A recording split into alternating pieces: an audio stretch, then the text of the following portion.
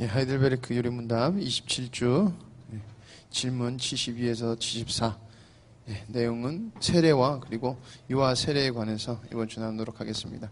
먼저 지난주 우리가 말씀을 나눴던 것을 요약하면은 세례를 통하여 우리가 죄가 씻겨짐을 기억하고 확신하는 것이다. 세례라는 것은 계속해서 이렇게 동일한 내용이 나오시면은 세례라는 행위 자체가 우리를 구원하는 것이 아니라 세례라는 것은 그 세례의 의미에 담겨 있는 그 내용들이 내용들로 인하여서 우리가 어떤 은혜를 받는지 우리가 기억해야 되고 구별돼야 되는 것이다 라는 것이에요. 그래서 우리가 세례는 세례의 행위가 능력이 있는 것이 아니라 믿음이 있는 것이다.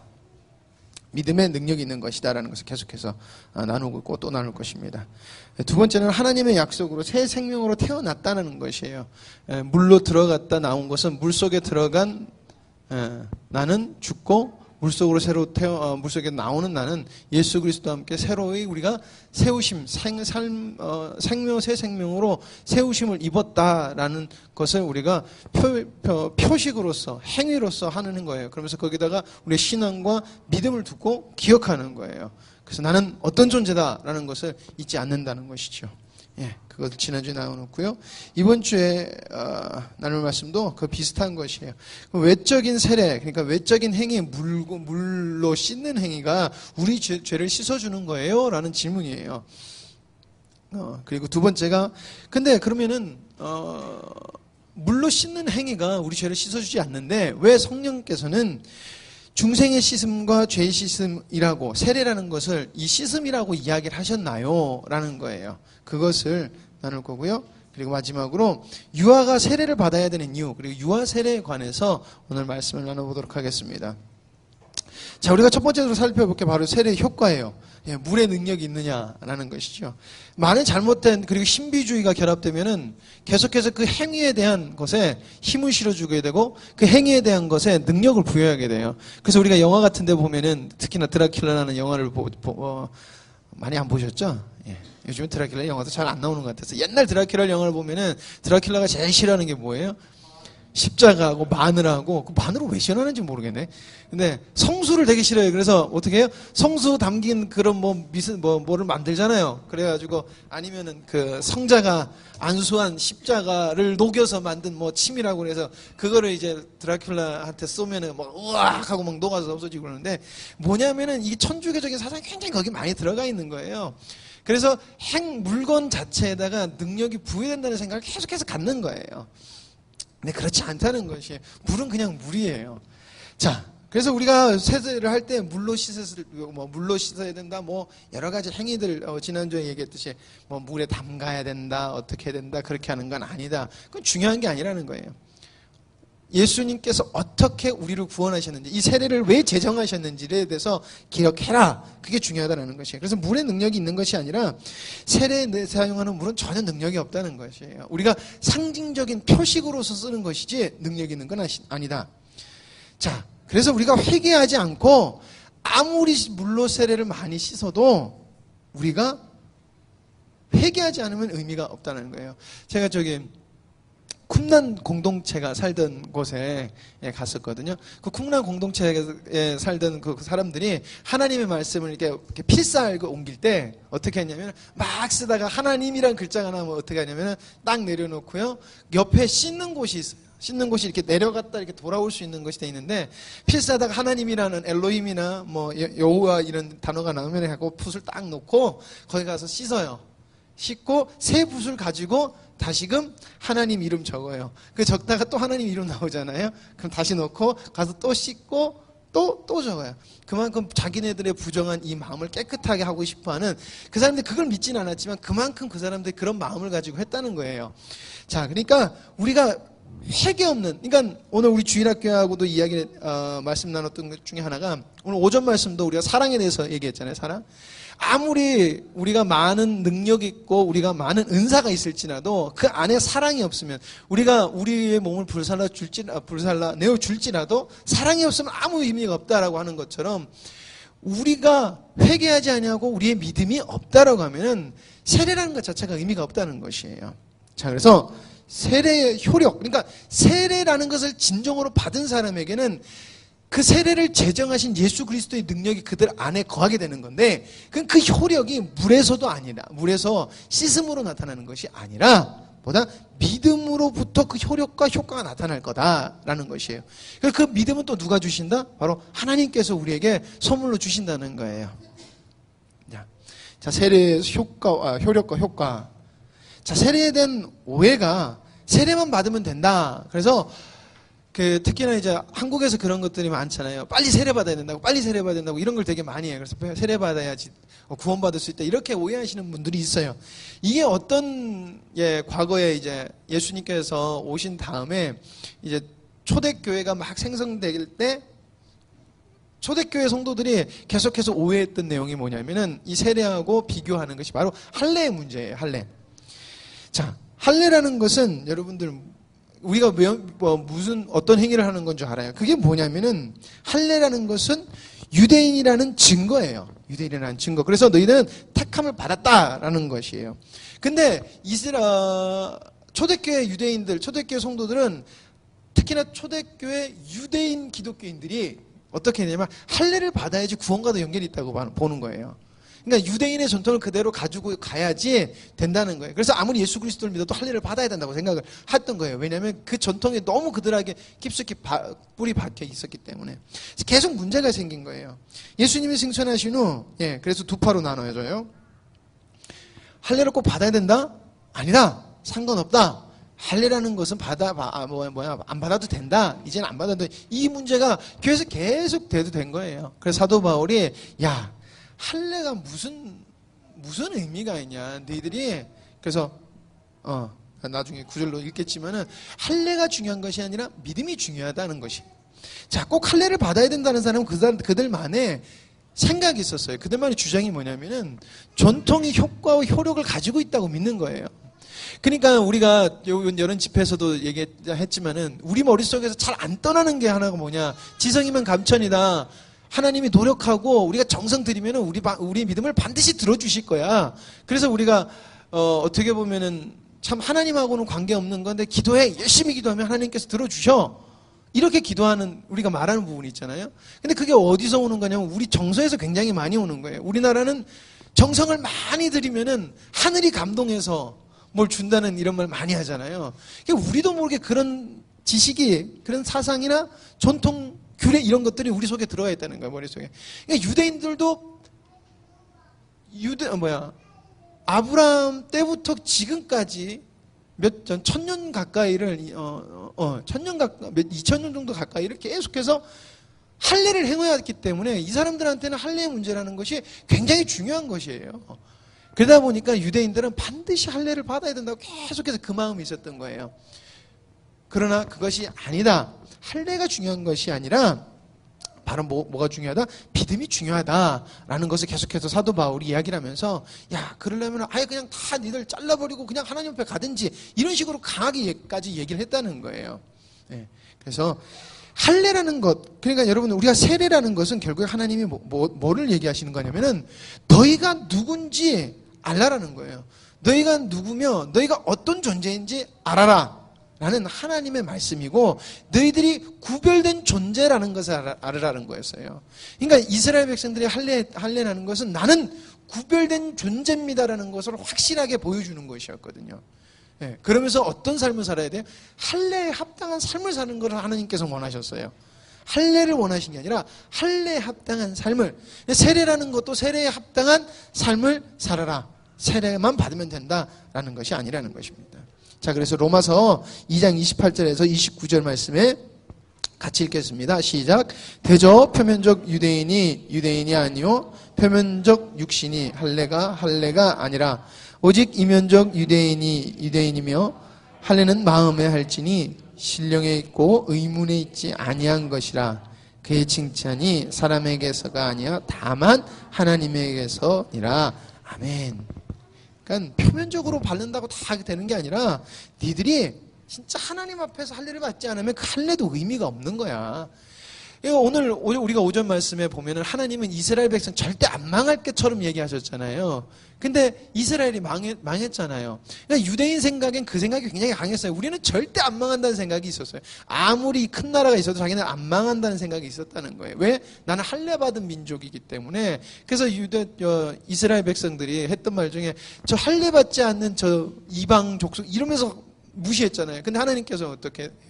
할례받은 그 신앙을 안 가지고 있고 할례받은 구별된 삶을 안 가지고 있으니까 할례받지 않은 이방인들을 들어서 당신의 백성들을 징벌이라고 그러시죠? 저기 징벌이 아니에요. 징계하시다. 감사합니다, 주세요. 징계하시면서 하나님의 사랑을 다시금 깨닫게 하시고 그리고 하시는 게 당신의 약속을 또 신실하게 지키신다는 거예요. 그러니까 유대인이 회복될 때 유대인의 왕까지 세워주잖아요. 그게 말이 될 수 있는 게 아니거든요. 그런 역사의 전례가 없어요. 근데 하나님이 약속을 지키시는 거예요.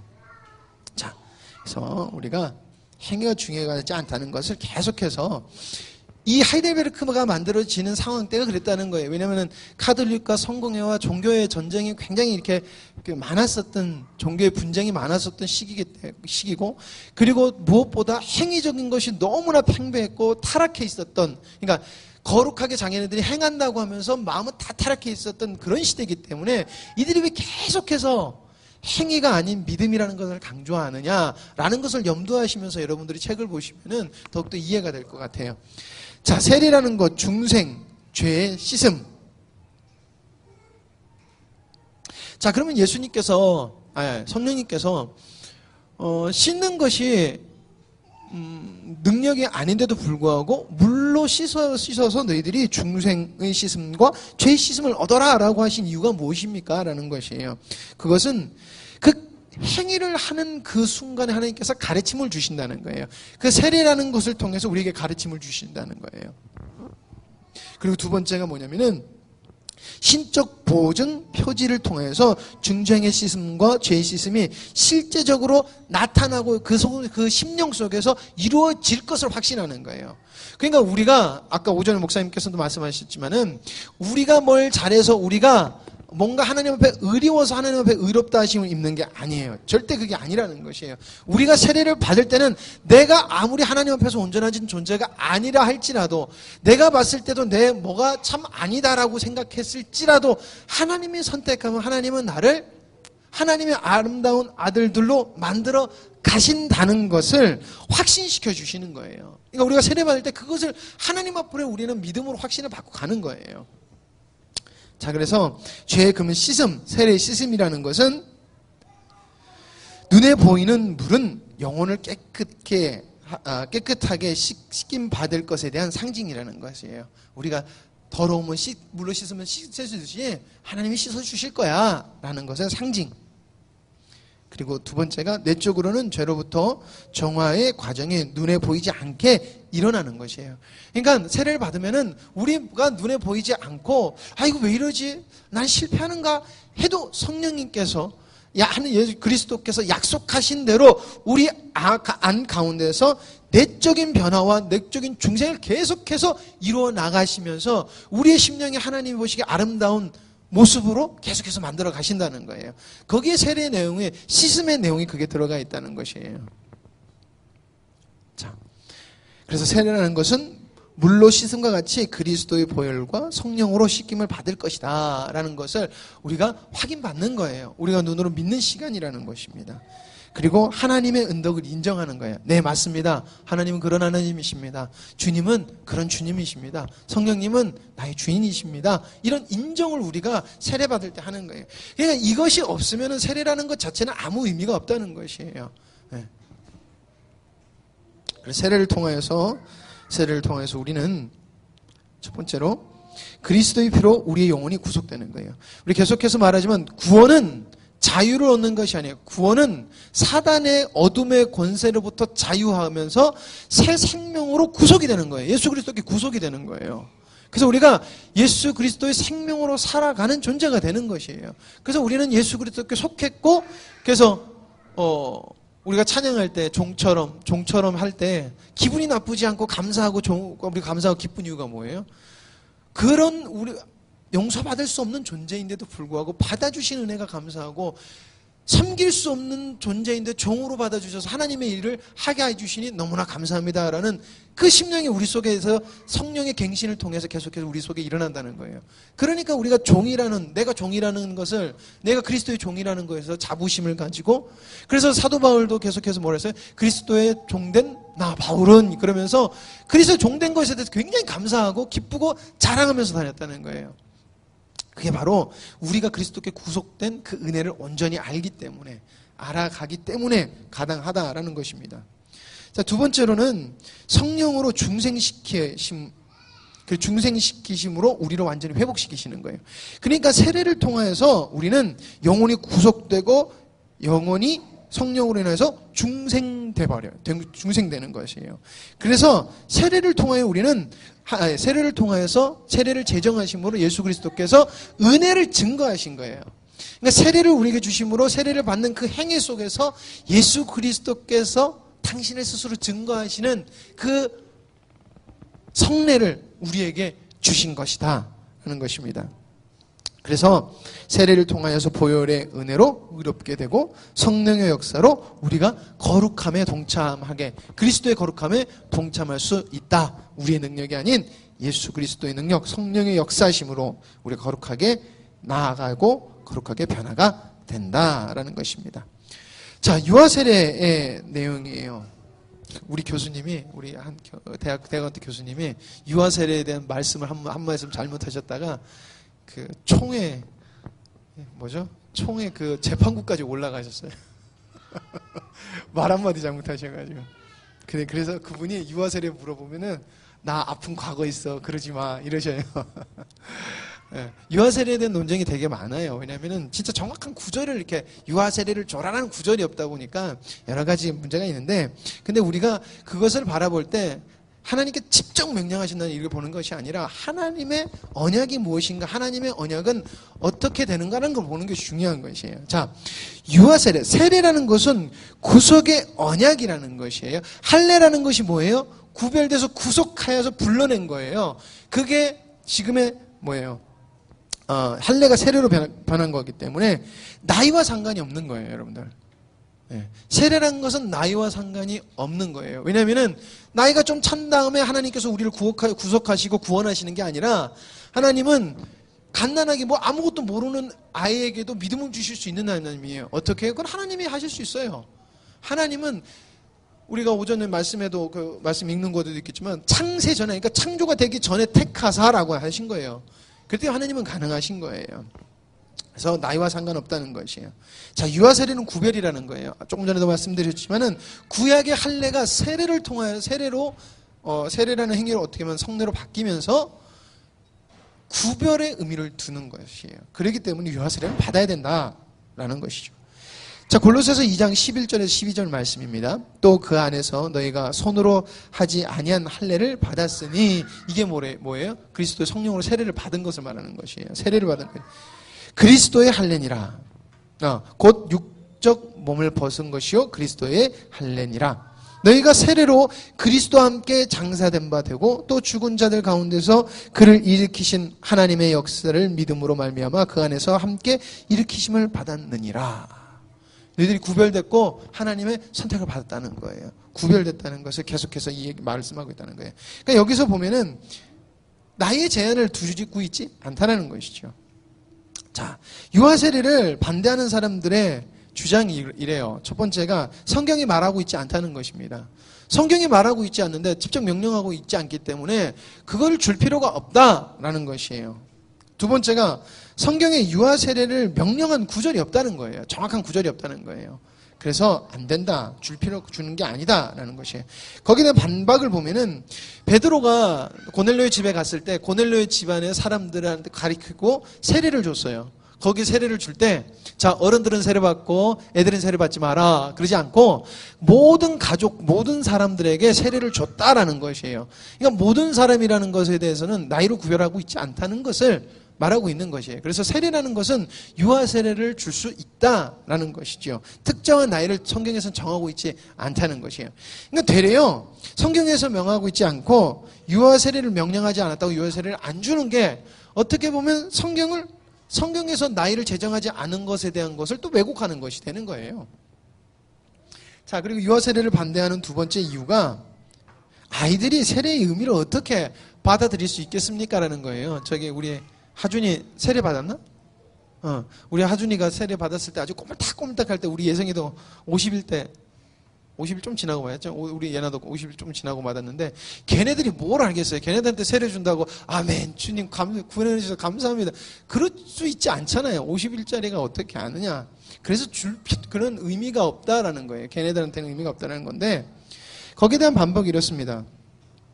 하나님의 언약과 교회에 아이들이 포함되어 있다는 것이에요. 그래서 창세기 17장 7절 말씀에 보면은 내가 내 언약을 나와 너와 내 대대 후손의 사이에 세워 영원한 언약을 삼고 너와 내 후손의 하나님이 되리라. 이 후손이라는 것은 나이를 구분하고 있지 않고 그래서 난지 8일 만에 아이가 할례를 시켜버리면서 당신의 백성으로 그냥 인쳐버리시잖아요. 그러니까 창세전에 할례라는 것을 우리는 세례라는 것으로 변형된 것으로 보기 때문에 반드시 유아 세례를 주는 게 맞다는 거죠. 그 할례 받는 애가 내가 유대인이 되겠습니다. 그리고 자기가 할례 받았어요? 아니라는 거예요. 그냥 하나님의 명령이라는 거예요. 하나님의 택정함으로 받았다는 것이에요. 누구 아들인지 참.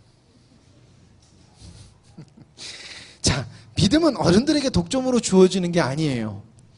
계속해서 우리 어른들이 실수할 수 있는 게 뭐냐면은 아이들이니까 니들 믿음이 그렇게 이해하는 게 아니야. 그건 잘못됐어. 라고 이렇게 어떻게 보면은 계속 신앙을 획일화시켜 버리려고 하는 경향이 있어요. 근데 아이들은 아이들 나름대로 순수하게 하나님을 믿으려고 노력을 해요. 근데 어른들의 생각으로 그걸 꺾어버릴 때가 되게 많다는 것이에요. 근데 유아 세례도 그렇다는 것입니다. 믿음이 어른들에게 독점, 그러니까 믿음을 가질 수 있는 나이가 어른이 되어야지만 된다는 것이라는 것을 내포하고 있는 것이에요. 예. 저게 누가 그랬죠? 우리 목사님이 그랬다나? 빌리그레엄 목사님이 그랬다나? 8살 때 성령 체험하고 8살 때 저기 우리 아들이 8살이잖아요. 8살 때 하나님의 성령의 그 구속의 그 은혜를 깨닫고 회개하고 주님 앞에 자기 삶을 8살 때 바치기로 마음을 먹었대요. 그 8살짜리가 뭘 알아요? 우리가 바로 이 생각이 들잖아요. 근데 하나님의 역사는 다르더라는 것이에요. 네. 그리고 그 목사님이 그 간증할 때 자기가 8살 때 그런 은혜를 받았다고 하시고 우리 목사님도 그러시잖아요. 초등학교 6학년 때인가 4학년 때인가 그때 집회를 하는데 그 6학년짜리가 뭘 한다고 하나님이 내 죄를 위해서 돌아가시기 그렇게 감격이 되고 그래서 그렇게 울면서 기도하셨다고 그러잖아요. 우리 어디 갔냐? 집사님 우리 주한이가 막 그러고 울면서 기도하면은 제가 은혜를 받나 보다 싶다가도 그런 마음 들 거예요. 제가 뭘 한다고 지금 저렇게 울까라는 생각에 우리가 나름 마음이 이상하게 그런 생각이 들잖아요. 왜? 애들은 잘 모를 거야 라는 그냥 잘못된 생각이라는 거예요. 특정한 나이가 독점을 받는 게 믿음이 아니에요. 믿음은 하나님께서 주시는다는 것이에요. 자, 그리고 만약에 유아 세례를 주지 말아야 된다는 것은 할례라는 것은 구원약이에요. 그래서 예수 그리스도로 말미암아 우리가 할례를 뭘로 받아요? 세례로 받는 거예요. 예수 그리스도와 함께 죽었다 살아났다는 이제 새 언약으로 넘어오는데 만약에 유아 세례를 주지 않는다. 그런 의미에서 주지 않는다. 여러 가지 의미에서 주지 않는다라고 하면은 새 언약이 구언약 옛날 언약보다 못한 게 돼버려요. 네. 더 쓸모없는 게 돼버리는 것이에요. 그렇기 때문에 유아 세례를 줄 수 있다는 것이죠. 그리고 세 번째로 이게 굉장히 중요해요. 구원을 계속 이해로서 받아줄 수 있다는 거 우리가 생각하는 것이에요. 구원은 이해가 돼서 받아들여지는 것이 아니에요. 구원이라는 것은 성령님의 은혜로 얻게 되는 것이에요. 어제 어떤 집사님 오셔서 너무 한국교회가 믿어만 그리고 이해를 시키지 않는다. 예, 그건 정말 잘못됐어요. 그러니까 복음으로서 전파하는 것이 아니라 계속해서 왜곡된 신앙과 우리가 말을 나누는 것처럼 인본주의, 율법주의, 기복주의 신앙에 물들어 있다 보니까 성경에서 말하는 것을 선포하는 것이 아니라 잘못된 것을 계속해서 선포한다는 것이에요. 그러니까 현 시대에 좀 이해를 하고 좀 이렇게 요즘 세대는 안 되면 왜 그게 그렇게 돼요라고 이게 당당하게 물어보는 시대가 우리 아이들과 저보다 조금 제 나이 때들도 많이 그러는데 이해가 안 되면 안 믿는다는 거예요. 근데 성경을 보고 너희들의 삶을 보면 전혀 맞지가 않다는 거예요. 그러니까 이해가 안 된다. 하나님이 있다는 것을 너희들 보고 믿을 수 없다라는 것이 근데 이단인 여호와 증인한 사람이 그렇게 하나님을 계시구나라는 것을 이해가 돼서 자기가 하나님을 믿겠다고 했다고 그러면서 막 어떤 얘기를 하시더라고요. 근데 이단들은 자기네들의 교리와 아니면 자기들의 단체에 대한 이익을 위해서 성경을 왜곡하고 성경을 어떻게 보면은 빼진 않지만 자기네들대로 맡겨서 귀에 걸면 귀걸이, 코에 걸면 코걸이를 갖다 써요. 그러니까 자기네들의 주장에 갖다 쓰면요, 여러분들 안 맞을 성경이 하나도 없어요. 구하라 주실 것이요. 자, 우리 돈 필요하신 분들 구하라 그럼 주실 것이답니다. 이렇게 기도해. 되잖아요. 두드리라 열릴 것이다. 취업의 문이 안 열린다. 그럼 그것도 갖다 쓰는 거예요. 근데 그거 예수님이 그때 그 말씀하신 거 아니에요. 구원에 대해서 얘기하시고 만나 주실 것에 대해서 얘기하신다는 거예요. 근데 많은 성도들이 뭐라 그래? 내가 나중에 너를 창대케 하리라 이런 거 다 식당 가면 다 걸려 있고 내 시작은 미약한 나중에 창대 이거 다 거기서 있는 말씀 아닌데 다 갖다 걸어 써요. 그게 뭐예요? 성경을 제대로 이해하고 있지 않다는 거예요. 근데 이단들이 그렇게 하니까 이해가 가는 거예요. 우리가 복음으로 그냥 하나님을 믿고 설명하면은 하나님께서 살아서 그들에게 이해를 시키셔야 되는 것이고 우리는 그 믿음을 가지고 선포하는 것이지 우리가 저 사람들을 이해시킨다라고 하면 여러분들 제가 이해가 되고 싶어하는 사람들 만나서 얘기해 보잖아요. 그러면요 그 전에 만났던 질문을 와서 또 하고 또 하고 또 하고 또 해요. 왜 그럴까요? 이해가 안 돼서가 아니라 뭐가 진짜 이게 이해가 안 되냐 말이 좀 이상하네. 왜 계속 물어보냐면은 다른 건 다 이해가 가는데 죄에 대한 부분이 이해가 안 되는 거예요. 내가 죄인이라는 것이 이해가 절대 안 돼요. 여러분 내가 죄인이라는 것은 성령님이 가르쳐 주셔야지만 이해가 되는 거예요. 그런데 세례를 유아들이 받을 때 이해를 못하기 때문에 주지 말아야 된다는 것은 뭐냐면은 결국에는 이해라는 그 인간의 지식이 구속의 한 파트가 되는 거예요. 구원의 요소가 돼버릴 수 있는 거예요. 이건 무서운 거예요. 구원이라는 것은 하나님께서 이루어 가시고 하나님께서 믿게 해주시는 거예요. 우리가 살아가야 될 것은 우리는 하나님의 말씀대로 하나님의 복음을 따라서 새 생명으로 정말 나를 부인하고 하나님께서 어떤 삶을 살기를 원하시는가 그냥 하루하루 살아갈 때 우리의 삶 속에서 뭐라 그래요? 그 상황 그래서 오늘 오전 말씀에 그게 사랑의 삶이라고 얘기했잖아요. 그 사랑의 삶을 살 때 뭐라 그래요? 세상이 세상에 하나님을 볼 것이다라고 이야기를 하는 것이에요. 그렇게 증거가 돼야 된다는 거예요. 근데 계속해서 이해를 시키려고 그러잖아요. 우리도 모르게 이해 안 되는 사람 자꾸 계속 이해시키려고 그러잖아요. 여러분들 짐 빠져요. 힘들어요. 그분도 주님 앞에 맡기는 거예요. 자, 그래서 구원의 주권 문제가 흔들리는 거예요. 이해라는 것은 구원의 주권 문제가 흔들리는 것이기 때문에 아니다. 아이들이 이해를 못하기 때문에 줄 수 없다는 것은 잘못됐다라는 것입니다. 자, 유아 세례는 그리스도의 교회에 가입되는 거예요. 자, 우리 하준이가 제일 어린 나이로 우리 교회에 가입을 했어요. 우리 성도예요. 우리 하준이 귀엽다 막 이러면서 애기지만 우리 그리스도 안에서 하나고 그리스도 안에서 우리는 같은 존재라는 것이에요. 다만 어리기 때문에 우리가 그 영혼을 세워가야 되는 의무가 있는 것이에요.